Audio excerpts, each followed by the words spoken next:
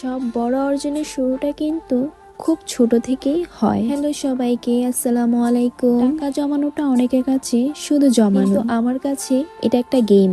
এই যে মাটির ব্যাংকে অল্প অল্প করে রাখা টাকাগুলো, এগুলো কিন্তু শুধু কয়েন বা নোট নয়, এগুলো হচ্ছে ছোট ছোট অনেকগুলো মুহূর্তের সাশ্রয়। আজ এই ব্যাংকটা ভাঙার উদ্দেশ্য শুধু টাকা গোনা নয়, বরং এই ছোট অভ্যাসটাকে সেলিব্রেট করা। চলুন দেখি আমার এই লিটল ফান্ড কতদূর পৌঁছালো।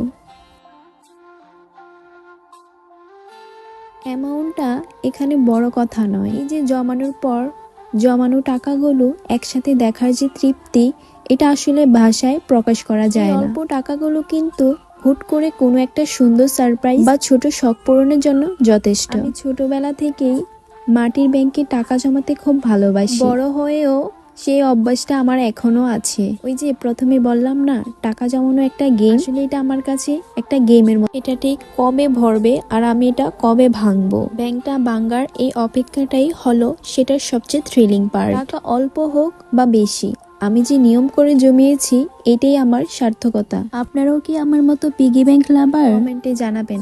আজকের ভিডিও এখানে শেষ করছি। সবাই ভালো থাকবেন, আল্লাহ হাফেজ।